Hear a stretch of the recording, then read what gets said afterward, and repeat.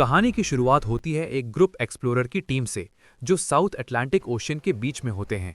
उस शिप पर डेविड नाम का एक वेदर ऑफिसर था जो मौसम का हाल बताता है। वो लोग एक ऐसे आइलैंड की तरफ जा रहे थे जो समंदर के बीचों बीच मौजूद था।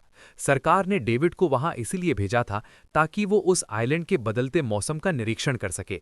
डेविड को लगभग 1 साल तक वहां रुकना था, मौसम का डेटा इकट्ठा करने के लिए। पूरा साल मौसम का डेटा इकट्ठा करने के बाद फिर उसे वापस लौट आना था। डेविड को साल भर का खाना और जरूरत का सारा सामान दे दिया गया था। कई दिन के सफर के बाद आखिरकार वो आइलैंड तक पहुंच गए। वो लोग बोट की मदद से उस आइलैंड पर उतरे। ये आइलैंड पूरी तरह से वीरान था, जहां एक परिंदा भी दिखाई नहीं दे रहा था। उस आइलैंड पर एक लाइट हाउस और एक छोटा सा घर था जहां डेविड को रहना था, क्योंकि इससे पहले भी एक रॉबर्ट नाम का वेदर ऑफिसर यहां रहता था। लेकिन अब उसकी ड्यूटी का समय खत्म हो चुका था। उसने 1 साल तक अकेले उस आइलैंड पर रहकर मौसम का डेटा इकट्ठा किया। अब उसकी जगह डेविड यहां पूरा साल मौसम का डेटा इकट्ठा करने के लिए रहेगा और वो पुराना ऑफिसर रॉबर्ट शिप के साथ वापस चला जाएगा। लेकिन जब पूरी टीम ने घर को देखा तो वो हैरान रह गए, क्योंकि वहां किसी भी इंसान का नामो निशान नहीं था। कमरे के अंदर पुराने ऑफिसर का सारा सामान यहां वहां बिखरा पड़ा था। जिसके बाद कैप्टन और डेविड ने सोचा कि शायद लाइट हाउस में कोई हो सकता है। कैप्टन और डेविड बिना वक्त गवाए लाइट हाउस की तरफ बढ़ते हैं और वो सब वहां एक अजीब नज़ारा देखते हैं। वो देखते हैं कि पूरा लाइट हाउस तेज और नुकीली लकड़ियों से घिरा हुआ था, जैसे किसी ने जानबूझकर उसे बंद कर दिया हो ताकि कोई भी अंदर ना जा सके। जिसके बाद कैप्टन और डेविड ने लाइट हाउस का गेट कई बार खटखटाया, लेकिन अंदर से कोई जवाब नहीं मिला। आखिर में उन्होंने गेट को जोर से धक्का दिया और अंदर घुस गए। लाइट हाउस के अंदर उन्हें एक आदमी मिला जिसका नाम ग्रूनर था। जब उन्होंने ग्रूनर से पुराने वेदर ऑफिसर रॉबर्ट के बारे में पूछा तो उसने जवाब दिया कि वो तो मर गया है। वो समंदर की तरफ गया लेकिन दोबारा कभी लौटकर वापस नहीं आया। ग्रूनर की बातें सुनकर डेविड और कैप्टन दोनों चौंक गए। ये सब सुनने के बाद कैप्टन ने डेविड से कहा, अगर तुम अब भी चाहो तो हमारे साथ वापस चल सकते हो। लेकिन डेविड ने वापस जाने से मना कर दिया।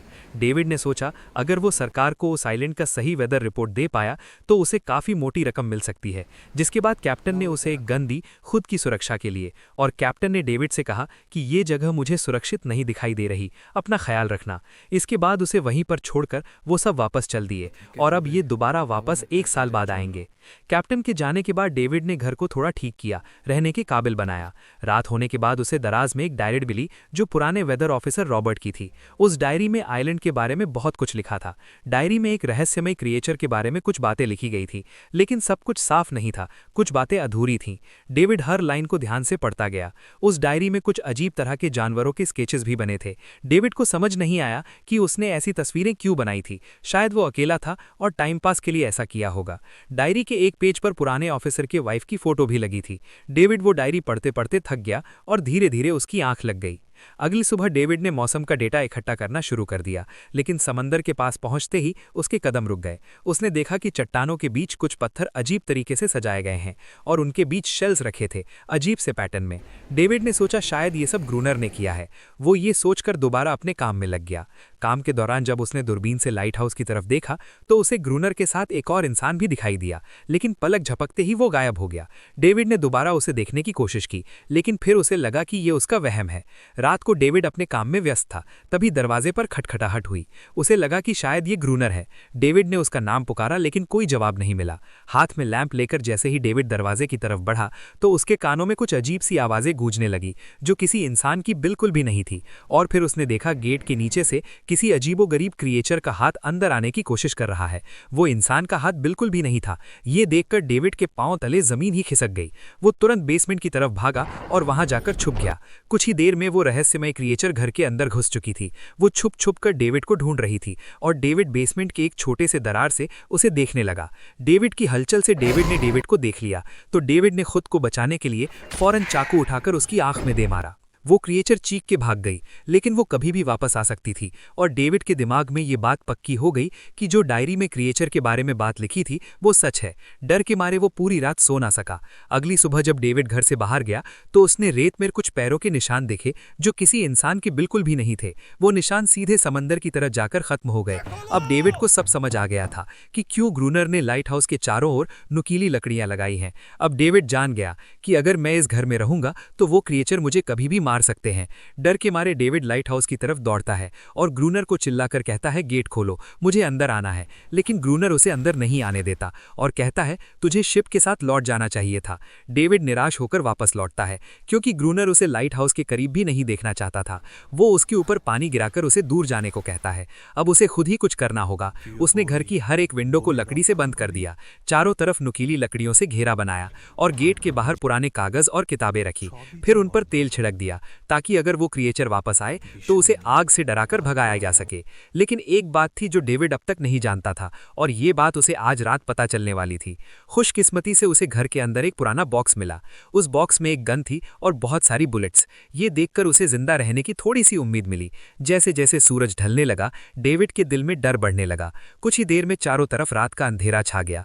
डेविड गन हाथ में लिए घर के एक कोने में चुपचाप बैठा था। उसकी दिल की धड़कनें तेज थीं। तभी एक अजीब आवाज सुनाई दी और जब डेविड ने खिड़की से छुपकर समंदर की तरफ देखा तो जैसे उसके पैरों के नीचे से जमीन ही खिसक गई। उसने देखा कि सिर्फ एक नहीं बल्कि पानी में से कई सारी वही अजीबोगरीब क्रिएचर्स उसकी तरफ बढ़ रही हैं। कुछ ही देर में वो सब इकट्ठा होकर कमरे का गेट तोड़ने की कोशिश करने लगे। डेविड ने तुरंत गोलियां चलानी शुरू की, जिनमें से कुछ क्रिएचर्स गिरकर मर गए। डेविड को लगा कि गोली की आवाज सुनने के बाद वो डरकर भाग जाएंगे, लेकिन अपने साथियों को मरता हुआ देखकर वो और भी ज्यादा गुस्सा हो गए। तब डेविड प्लान बी अपनाते हुए गेट के बाहर रखे कागजों और पुरानी किताबों को आग लगा देता है। आग देखकर वो क्रिएचर्स डर के मारे वापस समंदर में लौट गए, लेकिन अब वही आग डेविड के घर तक पहुंच चुकी थी। घर के दरवाजे ने आग पकड़ ली और धीरे धीरे फैलने लगी क्योंकि पूरा घर लकड़ी का बना हुआ था। डेविड ने तुरंत एक चादर में खुद को लपेटकर अपनी जान बचाई और बाहर निकलकर लाइट हाउस के पास एक बड़े पत्थर के पीछे छुप गया। क्रिएचर्स को शूट करते वक्त डेविड के हाथ में काफी गहरी चोट भी आई। तभी अचानक तेज बारिश शुरू हो गई। आग धीरे धीरे बुझने लगी, लेकिन पूरी रात की बारिश के बाद भी सुबह तक डेविड अपना घर नहीं बचा पाया। पूरा घर जलकर लगभग राख हो चुका था। अब अगर डेविड को जिंदा रहना है तो उसे लाइट हाउस में पनाह लेनी होगी। उसने अपनी राइफल उठाई और लाइट हाउस के पास के पत्थरों के बीच छुप गया और इंतजार करने लगा कि कब ग्रूनर पानी भरने आएगा। जब ग्रूनर पानी भरने के लिए लाइट हाउस से बाहर निकला तो डेविड उसके पीछे पीछे चल दिया। लेकिन तभी अचानक एक अजीब सा क्रिएचर जो ग्रूनर के पास ही था उसने डेविड पर हमला कर दिया, लेकिन किसी तरह करके डेविड ने उसे काबू कर लिया। वो क्रिएचर ग्रूनर का रक्षक था। जब वो उसे शूट करने वाला था तो ग्रूनर ने तुरंत डेविड को रोका और कहा, रुक जाओ, ये मेरा पालतू है। डेविड ने गोली नहीं चलाई और मौके का फायदा उठाते हुए उसने ग्रूनर से एक शर्त रखी, अगर इस क्रिएचर को जिंदा रखना है तो मुझे लाइट हाउस में रहने दिया जाए, नहीं तो मैं इसे मार दूंगा। जिसके बाद ग्रूनर ने हाँ कर दी क्योंकि डेविड के पास ढेर सारा खाना और गन पाउडर था। शाम होने से पहले दोनों बचा हुआ खाना लेकर लाइट हाउस लौट आए और वो दोनों आराम से सो गए। अगली सुबह वो क्रिएचर चुपचाप डेविड का हाथ चाट रहा था। जब डेविड नींद से जागा तो उसने देखा कि इस क्रिएचर के चाटने की वजह से उसका हाथ पूरी तरह से ठीक हो चुका है। ये सब देखकर डेविड हैरान हुआ। डेविड अब ग्रूनर से इस क्रिएचर के बारे में और जानना चाहता था और फिर ये सब दुनिया के सामने लाना चाहता था क्योंकि ये किसी जादू से कम नहीं था। डेविड ने सोचा, अगर इस क्रिएचर का राज दुनिया के सामने हम लाते हैं तो डेविड और ग्रूनर दोनों बहुत सारा पैसा और नाम कमा लेंगे। लेकिन ग्रूनर को ये सब नहीं चाहिए था। वो इस आइलैंड से कहीं नहीं जाना चाहता था। क्रोनर का अब इस दुनिया में कोई नहीं बचा था। उसके लिए ये आइलैंड परफेक्ट था, जहां वो अपने आप को एक किंग समझता था और अपनी मर्जी का मालिक। इसी वजह से उसने आइलैंड के कई हिस्सों में लिख दिया था, क्रोनर यहाँ का बादशाह है। लेकिन डेविड को ये समझ नहीं आ रहा था कि ये अजीब सी क्रिएचर क्रोनर की पालतू कैसे बनी। तो क्रोनर ने बताया कि एक बार क्रोनर ने उसकी जान बचाई थी। वो गलती से उसके फिशिंग नेट में फंस गई थी। तब ये क्रिएचर छोटी थी और उस दिन के बाद से वो क्रोनर के साथ ही रह गई। उसकी हर बात माननी शुरू कर दी। लेकिन क्रोनर एक सख्त इंसान था। वो इस क्रिएचर के साथ बहुत बुरा व्यवहार करता था। क्रोनर हर दिन इस क्रिएचर के साथ शारीरिक संबंध रखता था। क्रोनर ने बताया कि एक बार इस क्रिएचर ने मुझ पर हमला भी किया था और उसके बदले में क्रोनर ने उसे ऐसी सजा दी कि उस सजा के बाद वो क्रिएचर अपने आप को क्रोनर की गुलाम समझने लगी। और आप सब भी समझ गए होंगे कि हर रात वो क्रिएचर समुद्र से बाहर क्यों आते हैं। वो सभी इसीलिए आते हैं ताकि अपने साथी को क्रोनर से छुड़वाकर वापस ले जाएं। लेकिन क्रोनर ऐसा नहीं होने देता। वो क्रिएचर्स दिन के उजाले में अटैक नहीं कर सकते क्योंकि सूरज की रोशनी उनकी स्किन जला देती है। डेविड अब यहाँ और नहीं रहना चाहता था। वो किसी तरह से आइलैंड से अपनी जान बचाना चाहता था। खैर, शाम होने लगी और क्रोनर ने उससे कहा, गन लेकर तैयार हो जाओ क्योंकि वो क्रिएचर्स कभी भी हमला कर सकते हैं। वो लाइट हाउस की लाइट ऑन करने के लिए तैयार हो गए और कुछ ही देर में समुद्र से बड़ी संख्या में क्रिएचर्स निकलकर बाहर आ गए। वो लाइट हाउस की तरफ बढ़ते जा रहे थे। क्रोनर उन पर लगातार फायर करता जा रहा था, लेकिन डेविड पूरी तरह से डर गया था। वो लाइट हाउस के अंदर की तरफ आने लगा। क्रोनर के बार बार कहने के बावजूद वो बस एक कोने में चुपचाप बैठा रहा और कुछ ही देर में डेविड बेहोश हो गया। क्रोनर पूरी रात अकेला इन क्रिएचर से लड़ता रहा। अगली सुबह क्रोनर ने गुस्से में डेविड के मुंह पर पानी डालकर उसे उठाया और कहा, अगर तुम्हें जिंदा रहना है तो इनकी जान लेनी होगी, नहीं तो तुम्हें लाइट हाउस से निकाल दिया जाएगा और तुम्हें मेरी हर बात माननी होगी। रोजाना पानी भर कर लाना, लाइट हाउस के छोटे बड़े काम करना और रात को मेरे साथ गार्ड ड्यूटी भी करनी होगी। अब डेविड के पास दूसरा कोई विकल्प नहीं था। इसी वजह से ये सब करना उसकी मजबूरी बन गया। डेविड अब क्रोनर की हर बात मानने लगा, लेकिन एक चीज थी जो उसे बिल्कुल भी पसंद नहीं आई। वो ये थी कि हर रोज उस फीमेल क्रिएचर को अलग अलग तरीकों से शारीरिक रूप से परेशान करना। रात होती है, दोनों फिर से गार्ड ड्यूटी के लिए तैयार हो जाते हैं और एक बार फिर वो क्रिएचर समुद्र से निकलकर बाहर आते हैं। लेकिन आज डेविड को डर नहीं लग रहा था। उसने क्रिएचर पर फायरिंग शुरू की, मगर आज क्रोनर कुछ भी नहीं कर रहा था। वो डेविड को बाहर छोड़कर लाइट हाउस का गेट बंद कर देता है और खुद चुपचाप अंदर बैठ जाता है, ताकि डेविड खुद सीख सके कि इन क्रिएचर्स से कैसे लड़ा जाता है। इसी तरह डेविड को लड़ते लड़ते वो रात कट जाती है और सुबह हो जाती है। सुबह क्रोनर ने देखा कि डेविड लाइट हाउस के गेट के बाहर खून में लथपथ बैठा था। अब उसने सीख लिया था कि इन क्रिएचर्स से कैसे लड़ना है। इसी तरह समय गुजरता गया, रातों को इन क्रिएचर्स से लड़ते हुए और दिन भर क्रोनर के लाइट हाउस के काम संभालते हुए। ये आइलैंड अब उसके लिए एक बंद घर जैसा हो गया था। वो हर वक्त सोचता रहता था कि कब ये जगह छोड़कर आज़ादी की सांस लेगा। समय के साथ साथ डेविड का उस फीमेल क्रिएचर के साथ एक अजीब सी दोस्ती बन गई थी। डेविड को उसके लिए बुरा लगने लगा था। अब उसे समझ आया कि अपने लोगों को छोड़कर अकेला रहना कितना मुश्किल होता है। शायद वो क्रिएचर भी कुछ ऐसा ही महसूस करती थी। डेविड ने उस क्रिएचर को एक नाम दिया, अनारियस। इसी तरह से दिन गुजरते गए और फिर एक दिन उन्होंने देखा कि इन क्रिएचर्स के अटैक धीरे धीरे कम हो रहे हैं। डेविड सोचता है शायद सर्दियों में वो कहीं और चले जाते हैं, या फिर शायद उन्हें समझ आ गया था कि इन दोनों से लड़कर कुछ हासिल नहीं होगा। लेकिन क्रोनर ने उससे कहा कि ऐसा बिल्कुल नहीं है, वो फिर से अटैक करेंगे। अब वो अपनी संख्या बढ़ा रहे हैं। कुछ और दिन ऐसे ही गुजर गए। एक रात डिनर के बाद डेविड और क्रोनर ने टाइम पास के लिए चेस खेलना शुरू किया, लेकिन यहीं पर क्रोनर से एक बड़ी गलती हो गई। वो दोनों खेल में इतने उलझ गए कि लाइट हाउस की लाइट्स ऑन करना ही भूल गए। अंधेरे का फायदा उठाकर क्रिएचर्स ने उन पर हमला कर दिया। डेविड ने देखा कि क्रिएचर्स की संख्या इतनी ज्यादा थी कि दो लोग मिलकर भी ज्यादा देर तक नहीं लड़ सकते थे, और इस बार उनके पास कोई प्लानिंग भी नहीं थी। गन की बुलेट्स भी लगभग खत्म हो चुकी थी। किसी तरह बचते बचाते वो लाइट हाउस के टॉप तक पहुंच गए, लेकिन इस बीच क्रोनर के पैर में गहरी चोट आ गई। वो क्रिएचर्स आज उन पर भारी पड़ गए थे। दोनों को लगा कि आज उनकी मौत पक्की है, लेकिन खुशकिस्मती से सुबह हो गई। जैसे ही सूरज धीरे धीरे उभरता है, वो क्रिएचर्स लाइट हाउस छोड़कर समुद्र में वापस चले जाते हैं। कड़कती धूप निकलने के बाद अनारियस क्रोनर के जख्म को ठीक करने की कोशिश करती है, लेकिन अब तक डेविड को समझ आ चुका था कि वो इन क्रिएचर्स के साथ ये लड़ाई जीत नहीं सकते। बुलेट्स भी अब खत्म होने के करीब हैं। उनके पास खाना भी इतना नहीं है कि वो ज्यादा देर तक चल सके।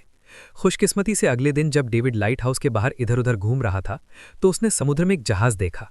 वो जल्दी से अंदर से फ्लेयर गन लाया और जहाज को सिग्नल देने गया, लेकिन क्रोनर ने उसे रोक दिया क्योंकि वो नहीं चाहता था कि डेविड यहां से जाए। उसी वक्त अनारियस ने क्रोनर पर हमला कर दिया। वो डेविड को क्रोनर से बचाना चाहती थी। क्रोनर किसी को भी ये आइलैंड छोड़ने नहीं देना चाहता था। ये आइलैंड उसकी अपनी दुनिया थी, जहां वो एक किंग की तरह रहता था। वो डेविड को भी जाने नहीं देना चाहता था। इतने समय से अकेला रहने के बाद अब उसके पास कोई था जिससे वो बात कर सकता था, और अगर डेविड उस शिप में वापस चला गया तो वो वहां जाकर सबको अनारियस और उनके बारे में बता देगा। इसलिए अब डेविड यहां से नहीं जा सकता। धीरे धीरे वो शिप डेविड की आंखों के सामने समुद्र में गायब हो गई। अब उसके पास कुछ भी करने को नहीं था। कुछ और दिन ऐसे ही बीत गए। क्रोनर अब भी डेविड और अनारियस दोनों के साथ बुरा व्यवहार कर रहा था, लेकिन अनारियस को वो खास तौर पर मारता था, जो डेविड को बिल्कुल पसंद नहीं था। एक दिन डेविड ने अनारियस को एक छोटी टॉय बोट गिफ्ट में दी, जो उसने किसी मछली की हड्डी से बनाई थी। लेकिन जब अनारियस ने उस बोट को देखा तो वो डेविड को आइलैंड के एक ऐसे कोने में ले गई जहां सचमुच में एक असली बोट रखी थी। जब डेविड ने इस बोट के बारे में क्रोनर से पूछा तो उसने कहा हाँ, उसे पहले से पता था कि आइलैंड के इस हिस्से में एक बोट है। क्रोनर कहता है कि कुछ लोग इस आइलैंड तक बोट के जरिए अपनी जान बचाने आए थे, लेकिन सुबह होने से पहले उनमें से कोई भी जिंदा नहीं बचा। सबको इन क्रिएचर्स ने मार दिया। वो सब शिप में गोला बारूद ले जा रहे थे, लेकिन समुद्र में आए तूफान की वजह से उनका शिप इसी आइलैंड के पास डूब गया। ये सब सुनते ही डेविड के दिमाग में एक आइडिया आया। उनके पास एक डाइविंग सूट जैसा कुछ था। डेविड ने कहा कि अगर हम दोनों में से कोई उस सूट को पहनकर समुद्र के उस हिस्से में जाए जहां वो शिप डूबी थी, तो हो सकता है उन्हें कुछ बुलेट्स या डायनामाइट मिल जाए, जिससे इन क्रिएचर्स से लड़ना आसान हो जाए। लेकिन क्रोनर ने इस बात को मानने से मना कर दिया, पर डेविड अपनी जान को खतरे में डालकर ये काम करने को तैयार था। कुछ और दिन ऐसे ही गुजर गए। डेविड और अनारियस के बीच एक गहरा रिश्ता बन गया। डेविड उसे पसंद करने लगा था। इन दोनों को करीब आते हुए ये सब क्रोनर ने चुपके से देख लिया। क्रोनर को लगा कि अनारियस उसे छीन लेगी, इसलिए डेविड को रास्ते से हटाना पड़ेगा। अगले दिन क्रोनर खुद डेविड की बात मानने को तैयार हो जाता है। वो डेविड से कहता है, ठीक है, तुम सूट पहनकर नीचे पानी में जाओगे और वहां ढेर सारा आरडीएक्स इकट्ठा करोगे, फिर मैं तुम्हें बोट से ऊपर की तरफ खींच लूंगा। लेकिन क्रोनर का असली इरादा कुछ और ही था। वो चाहता था कि डेविड उसकी मदद से समुद्र के नीचे रखे डायनामाइट के बॉक्सेस वापस ऊपर तक ले आए और उसके बाद उसे वहीं समंदर में अकेला छोड़ दे, ताकि वो क्रिएचर्स उसे मार दें। इस तरह डायनामाइट भी उसके पास आ जाएगा और अनारियस फिर से उसकी गुलाम बन जाएगी। वो दोनों बोट में बैठकर उस जगह पहुंच गए जहां शिप पानी में डूबा था। डेविड ने डाइविंग सूट पहना और समंदर के नीचे उतर गया। नीचे जाने के बाद डेविड ने देखा कि शिप पूरी तरह तबाह हो चुकी है, लेकिन उसकी किस्मत अच्छी थी कि उसे कुछ डायनामाइट के बॉक्स मिल गए। लेकिन तभी अचानक कुछ क्रीचर्स उसके सामने आ गए।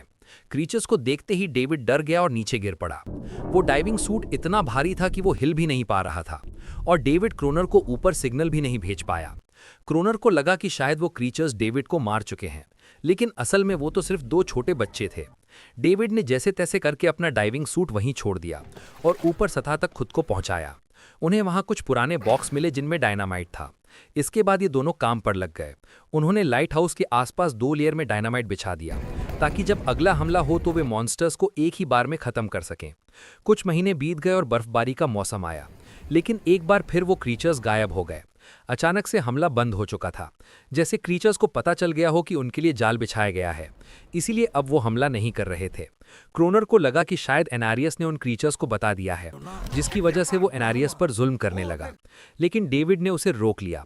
आखिर में दोनों ने मिलकर एक नया प्लान बनाया, लाइट हाउस का मेन गेट खुला छोड़ने का, ताकि जैसे ही वो क्रीचर्स पास आएं डायनामाइट से उन सबको उड़ा दिया जाए। डेविड ने चालाकी से काम लेते हुए एनारियस को लाइट हाउस के टॉप पर चीखने को कहा। एनारियस की आवाज़ सुनते ही सभी क्रीचर्स गुस्से से भड़क उठे। क्रीचर्स ने जब देखा कि लाइट हाउस का मेन गेट खुला हुआ है तो उन्हें लगा कि ये अच्छा मौका है एनारियस को छुड़ाने का, लेकिन असल में ये उनके लिए एक चाल थी। कुछ ही देर में वो क्रीचर्स समंदर से बाहर निकलने लगे। वे सीधे मेन गेट की तरफ बढ़े और अंदर घुसते ही डेविड पर हमला कर दिया। डेविड भी हिम्मत दिखाता है और क्रीचर्स से जान बचा लेता है। जैसे ही वे सभी क्रीचर्स लाइट हाउस के पास पहुंच जाते हैं तो क्रोनर डायनामाइट का लिवर दबा देता है, लेकिन ब्लास्ट नहीं होता। असल में डेविड ने उसका कनेक्शन खोल दिया था और क्रोनर उसे दोबारा लगाना भूल गया था। डेविड तुरंत ऊपर भागता है और डायनामाइट का वायर जोड़ना शुरू करता है। तब तक वो क्रीचर्स लाइट हाउस पर चढ़ने की कोशिश कर रहे होते हैं, जिन्हें सिर्फ अकेला क्रोनर रोकता है। जैसे ही कनेक्शन पूरा होता है डेविड पहला लेयर उड़ा देता है, जिससे कई क्रीचर्स ब्लास्ट में खत्म हो जाते हैं, लेकिन अभी भी काफ़ी मॉन्स्टर्स लाइट हाउस पर हमला करने के लिए तैयार होते हैं। इस वजह से क्रोनर दूसरा लेयर भी ब्लास्ट कर देता है। दोनों उस जोरदार धमाके में बेहोश हो जाते हैं। अगली सुबह जब दोनों होश में आए तो उन्होंने देखा कि एनारियस वहां नहीं थी। ब्लास्ट में चारों तरफ मरे हुए क्रीचर्स पड़े थे। क्रोनर उन सबको मार रहा था जो जख्मी हालत में जिंदा बचे थे। तभी डेविड की नज़र उनमें से एक के गले में लटके एक नेकलेस पर पड़ी। उस क्रीचर को तड़पता हुआ देखकर डेविड को उस पर दया आ जाती है और उसे अपनी गलती का एहसास हो जाता है। जिन क्रीचर्स को वो अब तक खतरनाक समझते आए थे वो भी इंसानों की तरह थे, सिर्फ बोल नहीं सकते थे। लेकिन क्रोनर के लिए ये सब बेकार बातें थी। उस दिन के बाद वो क्रीचर्स फिर कभी हमला नहीं कर पाए, लेकिन हर दिन समंदर के किनारे से रोने की आवाज़ें आती थीं। डेविड को अब तक नहीं पता था कि उन्होंने कितना बड़ा नुकसान कर दिया था। कितनी फैमिली टूट गई, कितने बच्चों ने अपने लोग खो दिए, सिर्फ एक गलतफहमी की वजह से। अगले दिन डेविड ने समंदर में उन क्रीचर्स के कुछ छोटे छोटे बच्चों को देखा, वो सब जिन्होंने अपने परिवार खो दिए थे। डेविड ने पत्थरों का एक गोल सर्कल बनाया और उसके बीच में वो छोटी टॉय बोट रख दी, ताकि एनारियस उसे देखकर वापस लौट आए। डेविड ने कई घंटे इंतजार किया, लेकिन एनारियस कभी वापस नहीं आई। सुबह नींद से जागने के बाद डेविड ने देखा कि क्रोनर सो रहा है। क्रोनर के पास कुछ पुरानी चीजें रखी थीं, उनमें एक पुरानी तस्वीर भी थी, और जैसे ही डेविड ने उस तस्वीर को देखा वो हैरान रह गया। वो लड़की जिसका फोटो उसने पहले दिन पुराने ऑफिसर रॉबर्ट की डायरी में देखा था, वो कोई और नहीं बल्कि क्रोनर की पत्नी थी, और फोटो में क्रोनर उसके साथ खड़ा था। असल में 1 साल पहले आए वेदर ऑफिसर रॉबर्ट मरा नहीं, बल्कि उसने अपनी पहचान बदल ली थी। यानी क्रोनर ही वेदर ऑफिसर रॉबर्ट है, बस उसने अपना नाम बदल लिया था, क्योंकि अब वो कभी इस आइलैंड को छोड़ना नहीं चाहता था।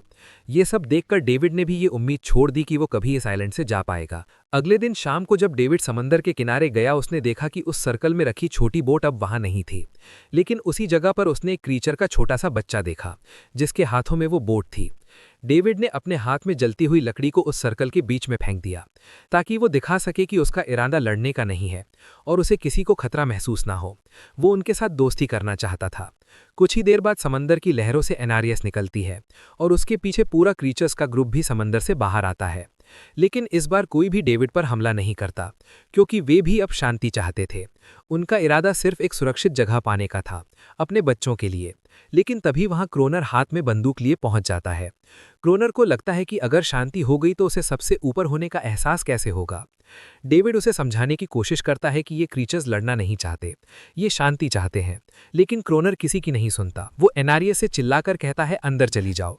लेकिन ये पहली बार था कि एनारियस ने उसकी बात नहीं मानी क्योंकि अब वो उसकी नौकरानी नहीं थी। ये देखकर क्रोनर को लगता है कि अब इस आइलैंड पर उसकी बादशाहत नहीं रही। क्रोनर खुद को अंदर से कमजोर महसूस करने लगता है क्योंकि अब कोई भी उसका हुक्म नहीं मान रहा था। गुस्से में उसने लाइट हाउस की तरफ कदम बढ़ाए। डेविड को लगा शायद क्रोनर को अब समझ आ गया होगा कि हर एक जानवर आज़ादी चाहता है, कोई भी किसी का गुलाम बनकर नहीं जीना चाहता। लेकिन क्रोनर के सर से बादशाहत का भूत कहाँ उतरने वाला था। जैसे ही वो लाइट हाउस पहुंचा उसने सिग्नल गन से एक फ्लेयर छोड़ी जो सीधा जाकर एक क्रीचर के बच्चे से टकरा गई। उस बच्चे की तुरंत मौत हो गई। सभी क्रीचर्स डर के मारे भाग गए और एनारियस ने भी डेविड पर अपना पूरा भरोसा खो दिया। गुस्से से भरा डेविड तुरंत लाइट हाउस की तरफ भागता है क्रोनर को सबक सिखाने। डेविड उससे लड़ने लगता है, क्यों किया तूने ये सब? ये लोग तो बस शांति चाहते थे। लेकिन क्रोनर इतना हिंसक हो चुका था कि उसने डेविड को मारने का फैसला कर लिया। वो हाथ में लोहे की रॉड लेकर जैसे ही डेविड पर वार करने जा रहा था, डेविड ने उसे उसके असली नाम से पुकारा और कहा, रुक जाओ रॉबर्ट, तुम खूनी नहीं हो। ये सुनकर क्रोनर एकदम रुक गया। असल में रॉबर्ट ऐसा इंसान कभी था नहीं। इस आइलैंड पर आने के बाद अकेले रहने की वजह से उसकी मानसिक हालत बिगड़ चुकी थी। अकेलापन, अपनी पत्नी की मौत और गहरा डिप्रेशन, इन सब ने उसे ऐसा बना दिया था। वो असल में कोई किलर नहीं था, वो एक अच्छा इंसान था। क्रोनर को एहसास हुआ कि ये क्रीचर्स कभी लड़ना नहीं चाहते थे, वे बस शांति चाहते थे। क्रोनर ने उन्हें सिर्फ इसलिए मारा ताकि वो खुद को ताकतवर दिखा सके और अब क्रोनर को अपनी गलती का एहसास हो चुका था। इसीलिए उसने खुद को उन क्रीचर्स के सामने सरेंडर कर दिया और कुछ ही पलों में उन्होंने उसे मार दिया। डेविड लाइट हाउस के अंदर खुद को लॉक कर लेता है। समय ऐसे ही बीतता चला जाता है और 1 साल बाद आइलैंड पर एक गवर्नमेंट ऑफिसर आता है, साथ में एक नया वेदर ऑफिसर भी होता है। अब नए गवर्नमेंट ऑफिसर ने इस आइलैंड पर वेदर मॉनिटर की ड्यूटी करनी थी। जब कैप्टन पिछले अफसर के बारे में डेविड से पूछता है तो डेविड भी वही बात करता है कि वो पानी की तरफ गया था लेकिन कभी वापस नहीं आया। और वेदर ऑफिसर को भी लगता है कि डेविड ही क्रोनर है। डेविड ने भी उनकी इस गलतफहमी को ठीक नहीं किया। वो चुपचाप बालकनी पर गया और खड़ा हो गया बिना कुछ कहे, क्योंकि अब वो भी इस आइलैंड को छोड़ना नहीं चाहता था, बिल्कुल क्रोनर की तरह। इसी दौरान एनारियस भी अपने परिवार के साथ खुश थी। अब उन्हें किसी क्रोनर जैसे आदमी का डर नहीं था। अब वे आइलैंड पर भी और समंदर में भी आज़ादी से जी सकते थे। इसी के साथ कहानी खत्म हो जाती है। मसीह की।